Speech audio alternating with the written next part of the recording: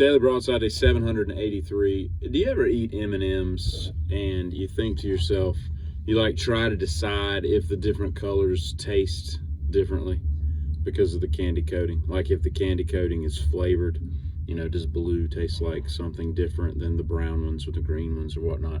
I was eating some M&Ms the other day. I don't eat M&Ms very often, but I was eating a few of them, and I was trying to discern, I had separated them and then doing a blind taste test with myself, which was tricky, but I figured out how to do it.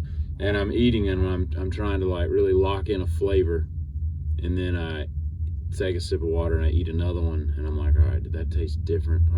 I'm pretty sure they're all the same. I think the candy coating had taste. I'm sure there's some, on a molecular level, there's some kind of taste difference, because obviously there's different dyes that they're putting in it, and they've got to taste differently, right? You would think. But then I was thinking, have you ever eaten Starburst? And sometimes it's difficult to discern the difference between the original flavor Starburst. You're eating a strawberry one. I guess the pink is strawberry. You're eating a pink one, and then you're like, is this cherry? And then you're like, no, this is pink. And they taste very similar. And Starburst, the original 4 horsemen of the apocalypse: death, famine, war, and pestilence. I.e. Strawberry, I think, cherry, lemon, and orange. Man, I'm going to tell you what. You kids on the guillotine, and you got to make a decision, and the right one, as to which is the best flavor. I go back and forth. Some days it's pink.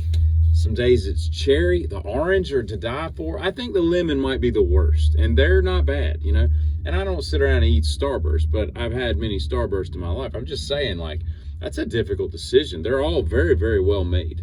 The tonal differences in those flavors are they're pretty locked in, I'm telling you. I was in a store, speaking of food, I was in a store yesterday hunting down some cashews.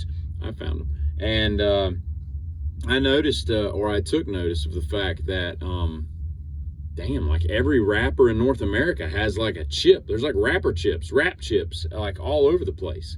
It's just a whole rack of little somebody that had their own chip flavor. I don't know what's going on with that. And I don't know if scoliosis, I've never had scoliosis, but I don't know if it makes you unable to wear a shirt.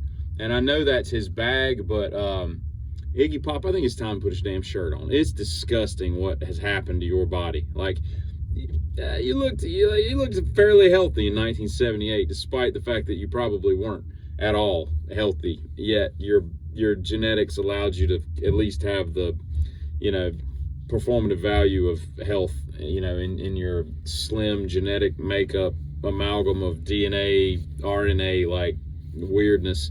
But it's those days of one of your legs is 1.5 feet shorter than the other. You've got this distended belly. Scoliosis has just racked yourself.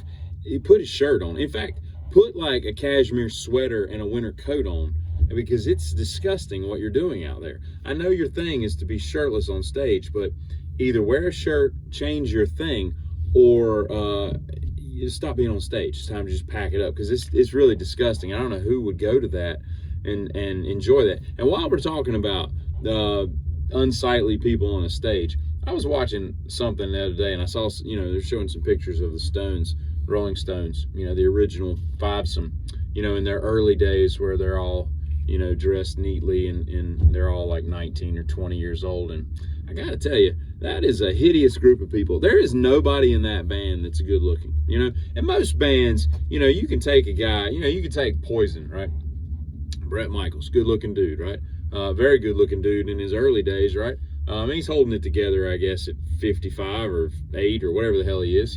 There's some decent looking people in a band, typically. At least there's one, right? But that Rolling Stone group, they got nobody that's good looking. Charlie Watts looks like an alien. Ron Wood, Jagger is just, none of them are good looking, and it's weird. I think most of us can lay claim to the fact that in our 20s, we were pretty dashing people, right? Relative to what we are later on. So it's understandable why in your 70s you might look like a goblin or a freak. But, you would think that at least when you're 22, you could, I don't know. And I guess my point is, if I took all the collective people that are watching this and we threw in, a list of names of all the people that we had had relations with, Yet one of those people in the Stones is probably bettering that number collectively. Maybe not everybody, but I'm just saying, like, you know, for the most part. And so that leads me to think that, you know, looks really have nothing to do with the groupies and women that would be willing to sleep with people who are famous. Doesn't make any sense, but that's just how it is. And I've decided that I said probably a year and a half ago, I said I think the nicest, sweetest thing I've ever watched a video on is when babies are able to hear. Like they give them like hearing surgery or cochlear implants or whatever, and they turn it on, and the look of amazement on their face is just, I think that's the prettiest thing I've ever seen in my life. But I think a close second to that has become all these videos of people home from the military that surprise like their parents or their sister, and they ain't seen them in 2 years and that kind of stuff. That's just as much of a heart string tugging affair as babies who can't hear. Have a good one, Giddy.